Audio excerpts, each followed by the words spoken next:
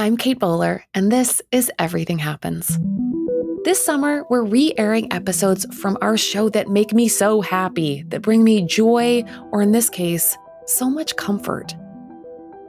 There's always the part of the conversation where you start apologizing. Have you noticed that? You're like, oh, thanks so much for listening for so long. Or, oh, I'm sorry, I know this is a lot. Or, I shouldn't be telling you all this. It's so depressing. But you needed someone to listen, someone to sit close as the story unspools. Someone where you can just say, I didn't want my life to be this way. Or, I don't know how I'm going to move forward. I'm so scared. But now it seems embarrassing, isolating, costly. I was sitting on the couch with one of my best friends a couple of years ago who was really sick after a sudden cancer diagnosis. She was struggling through treatment that leaves her too thin, too sallow, and struggling to get out of bed. She lost all of her thick mermaid hair, and her small head was covered in fuzzy patches. And she's powering through with all of her tiny might, but this disease does not care how hard she works.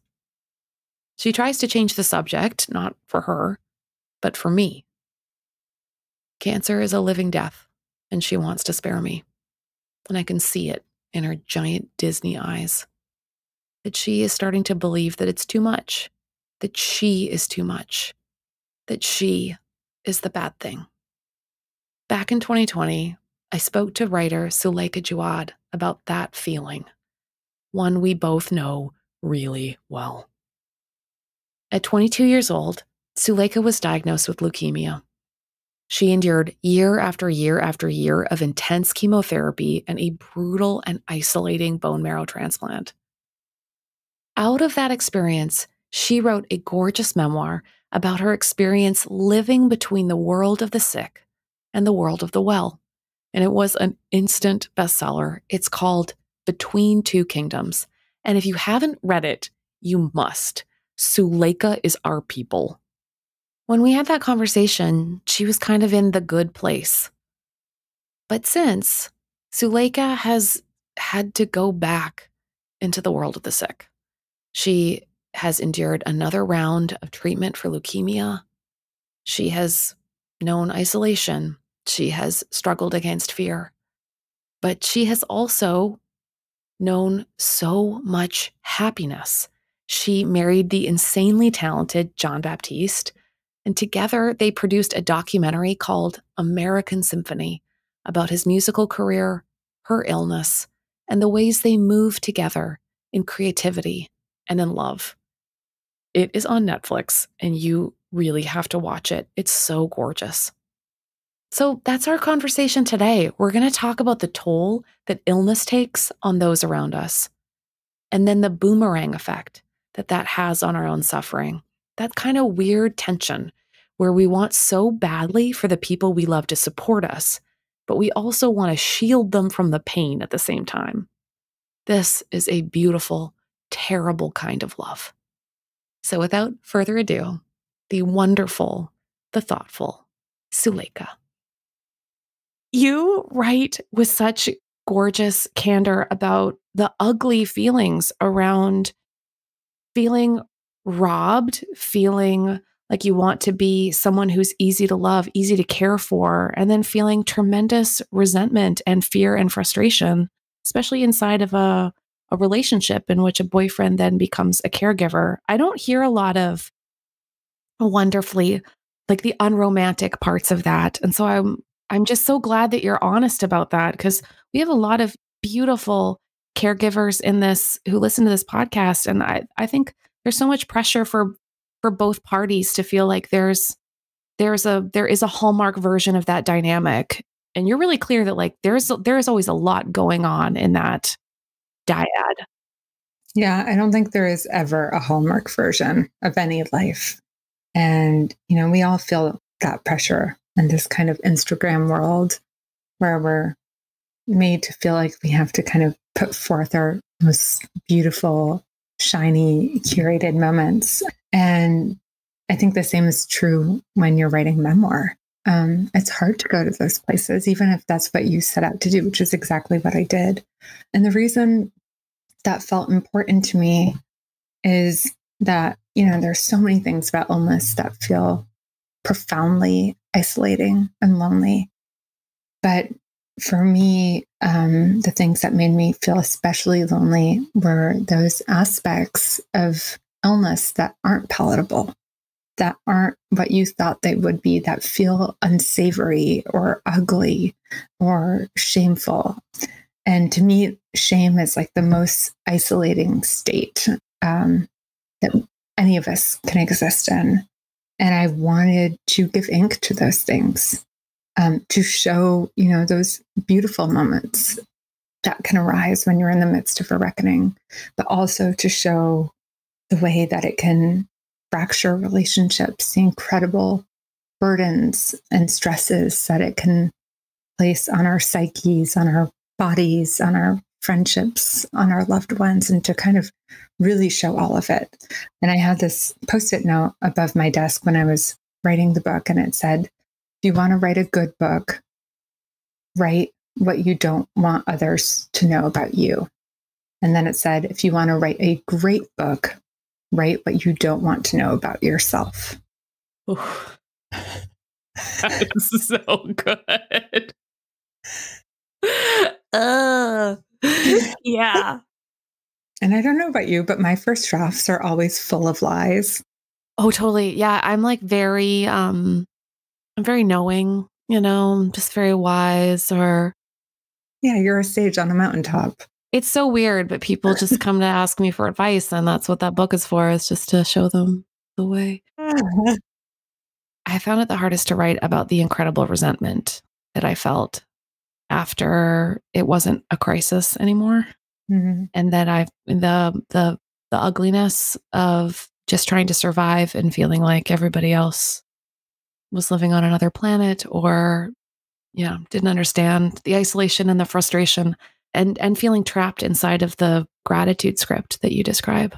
Mm. I mean, I locked myself into that pretty comprehensively because I am very good at lying about being happy, is my song about that. But I was really mad, and I was really hurt about people's wanting to move on when I couldn't.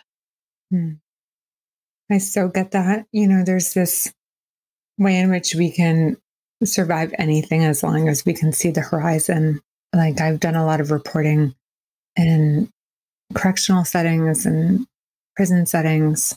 And when you literally can't see the horizon from your cell or from your window, that's when things become unbearable. And I think the same is true of chronic illness or incurable cancers. Or for me, this experience of having the goalposts continuously moving, another year of chemo, another year of chemo, another year. And it's one thing when we know, all right, we all have to buckle down and get through these next 3 months. But when there's that sense of ongoingness, it's difficult to know how to wade through all of that alone, and especially with other people. I started to kind of observe the different stages of patienthood. And like the first week after a patient was diagnosed, and this is true for me too, everyone is there, everyone's texting, how did your doctor's appointments go? There are flowers, your whole family goes with you to your appointment. And then over the months, that's no longer sustainable.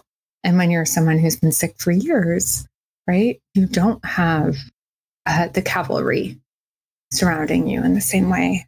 But the irony is that, at least for me, those years, being 2 years out or 3 years out, those were my hardest moments, and when I needed that support most. But there was also the sense of the emergency of illness being normalized. And so it was difficult for me always to know what was a true emergency versus just a regular every week emergency in my world. Totally. I remember having problems like when I called the hospital what the symptoms were, and they said, well, you either have severe diarrhea or your colon has been perforated and you'll die in your sleep. I remember being I'm like, only laughing. I'm tired. I think I'll go to sleep. I've already been to the hospital today. Oh my God. Like Yeah. it does like the feeling of what is an emergency becomes a little bit more of a philosophical question. It does. And I don't know about you, and I still feel this. And I think my friends and family would be sad to hear me say this, but I sometimes feel like I've used up so many hours with my emergencies that I don't always know or feel like I can call upon them unless it's really life or death, unless I am in the ICU, and Yeah. I'm kind of exaggerating, but I Yeah, think but the feeling like you're spending out, I totally understand that. Yeah, yeah. And then in the economy of care, then you'd want more time to build up the currency before that's you right. spend out again. But that's never how life works. And then you feel like you're in bankruptcy.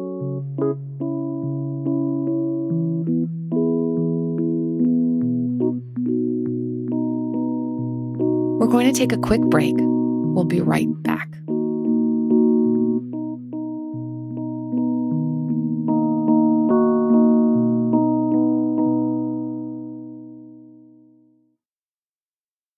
I know it's like a really weird thing to do to be like, hey, Suleika, can I read you something funny I wrote about that? But like, Please.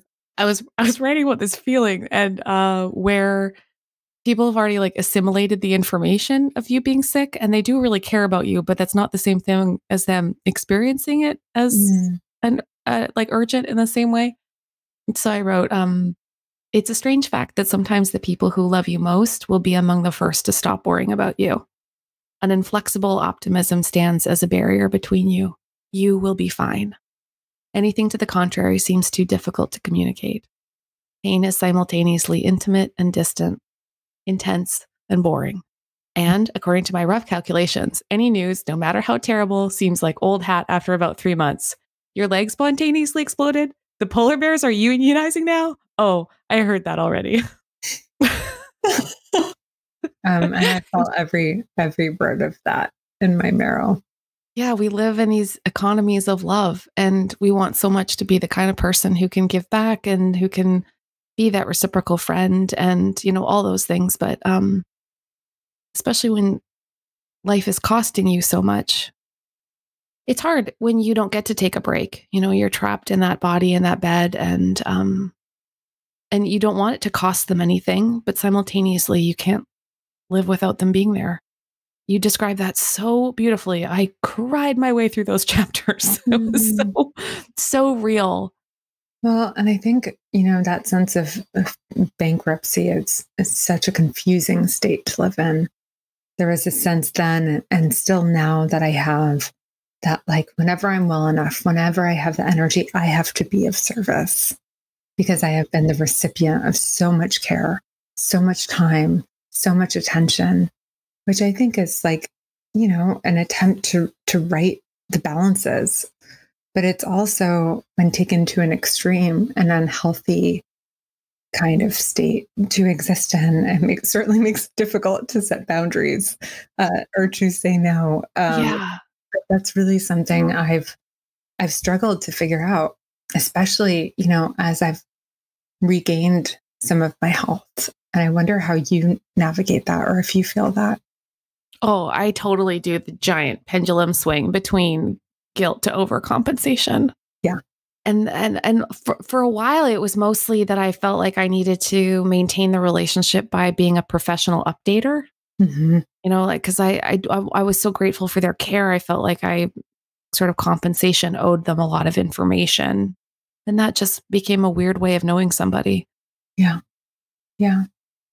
Because then it's eclipsing, right? And then, what is your hopefully a smaller and smaller part of your life becomes an identity. I don't know how you feel, but like part of managing the intensity of life became having a smaller inner circle where there was more intense mutuality, I guess. And then more people you could enjoy, but in a kind of like a distant outer circle, if that makes sense. Yeah. I mean, I experienced that certainly in my friend group, but kind of in every area of my life. That narrowing of my interests, but I guess a clarifying of them. I remember like long stretches of time where I had the energy to maybe do 3 things that day, like answer an email, eat, watch an episode of whatever it was.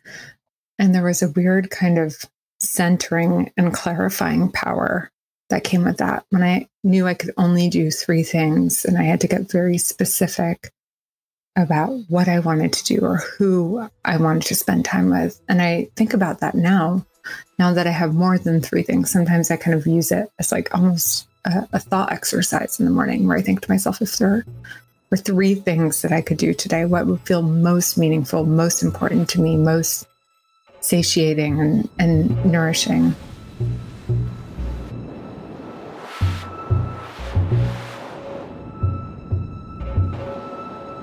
Don't go anywhere. We'll be right back.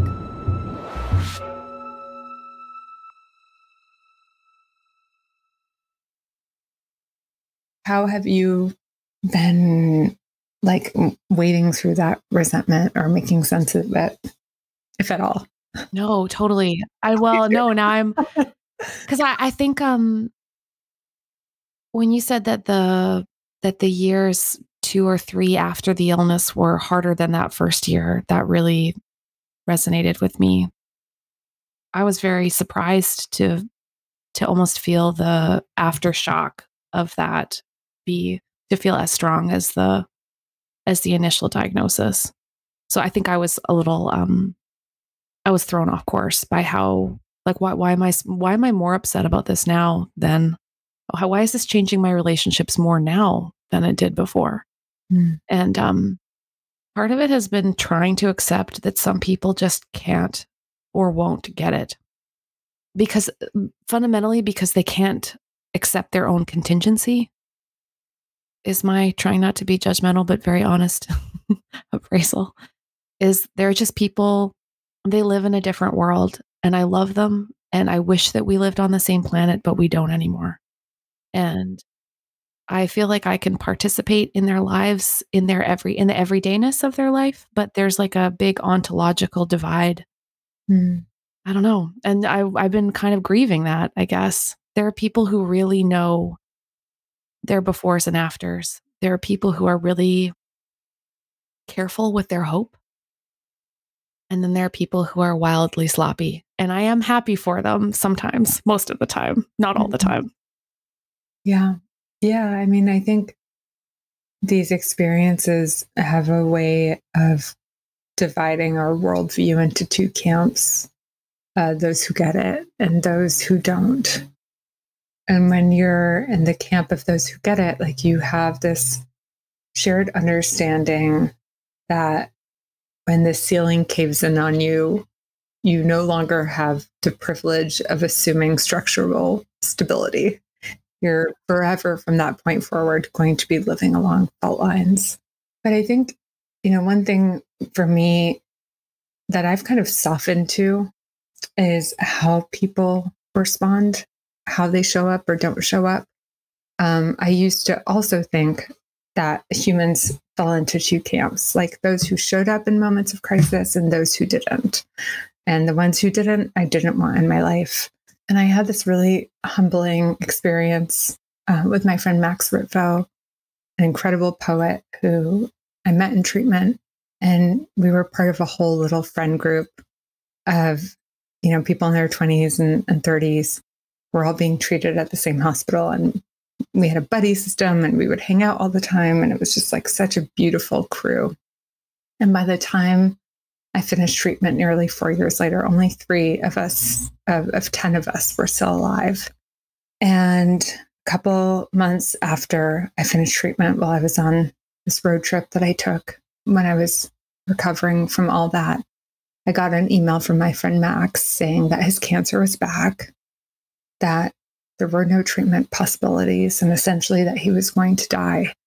And I knew in that moment what the right thing to do was. I knew I should write to him. I knew, at that point I had sent musical telegrams and care packages and helped plan memorials and really prided myself on being the person who shows up and who is a good friend in difficult moments. And I couldn't do it.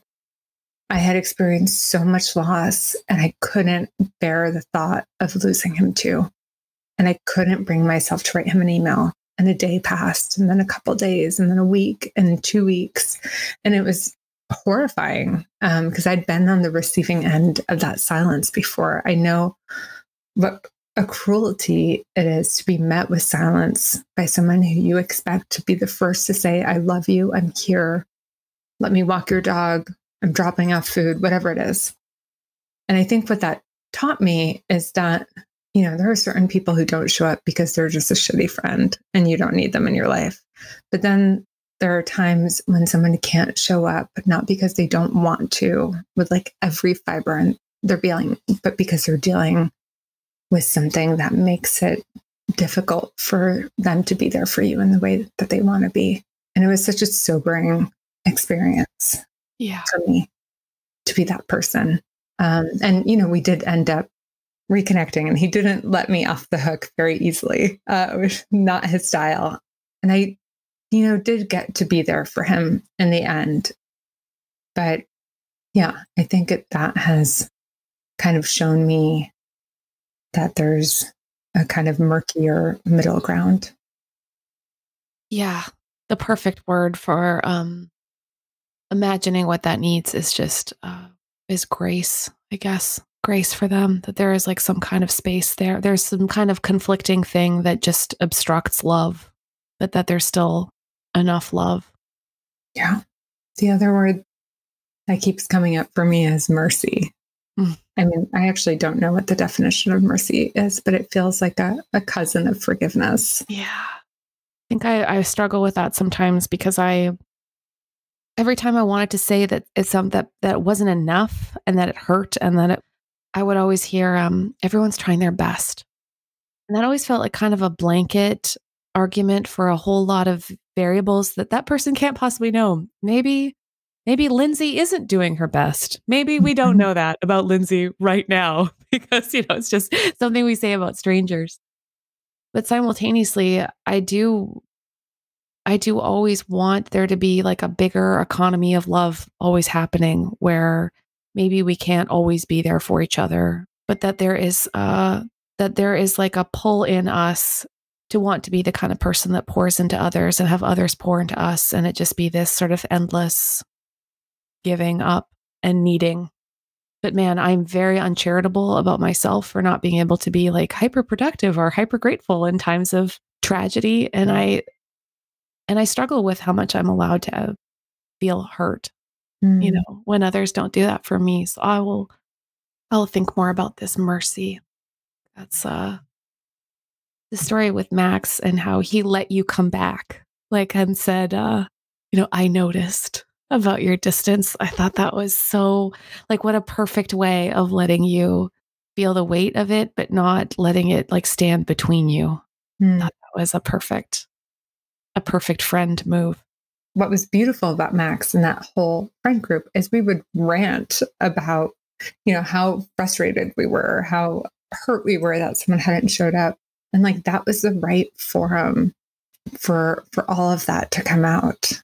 And sometimes, it was worth expressing to someone how hurtful something had been, or, how their actions had affected me. And it was only worth it with the friendships that I actually really wanted to work on and keep. But I had to become discerning about that in a way that I hadn't, prior to getting sick. But anyway, I hope I'm always your girl if you want to call me and tell me how Thank you. Frustrating, maddening something has been. No, I love that though, because I think you're right. Like I think when you lose so much, it is so beautifully cathartic just to be able to like pour out the rage and the anger and the venting. And then you're right. There is such a careful discernment too in knowing that there's some friendships, there's some relationships worth building it back. And like, yeah, to have grace and mercy for. Thanks. You are really unflinching, and you're very tender in the way that you describe the things that you lose and the things that and the beauty and the hunger to live. I felt so understood reading your book. You give people permission to embrace the humanity of their loss, and also just to want to keep going, to want to have that life worth having, and to want to believe that the future, though changed, is still somehow deeply good. So thank you so much, Suleika. This was the best thing to happen to me in a long time. Thanks. Thank you, Kate. And I mean it. I'm going to give you my cell phone number, not while we're still recording. Yeah. No, I love that. Because I'm trying to learn boundaries as much as I would like to give my cell phone number to everyone who is listening.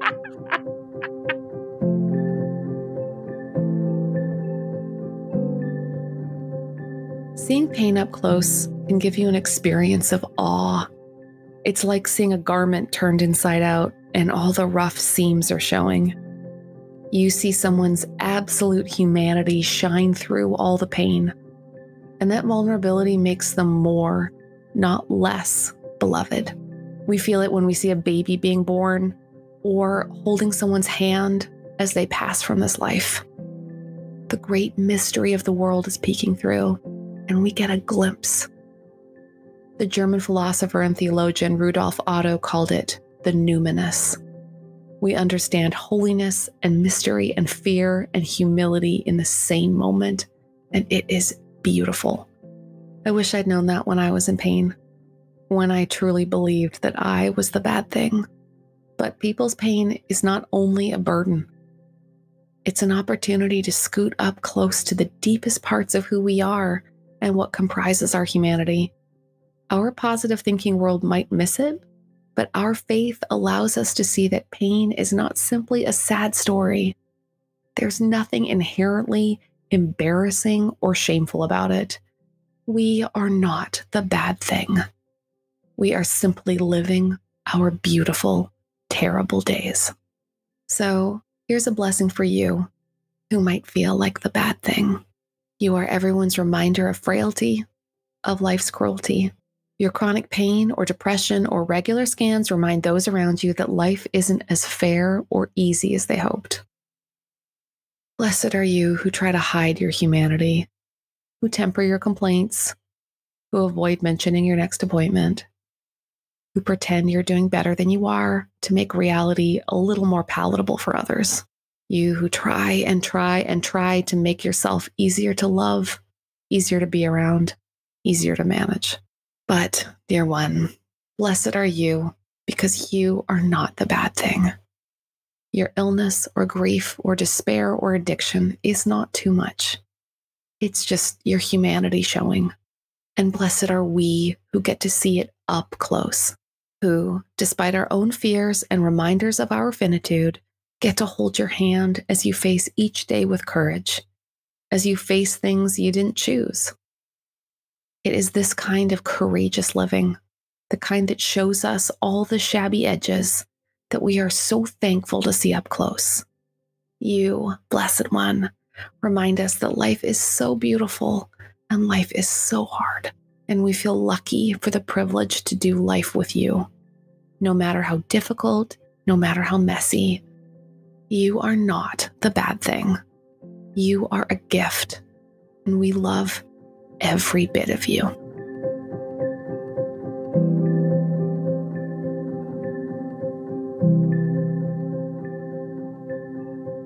Don't miss an episode. Subscribe to Everything Happens wherever you listen to podcasts.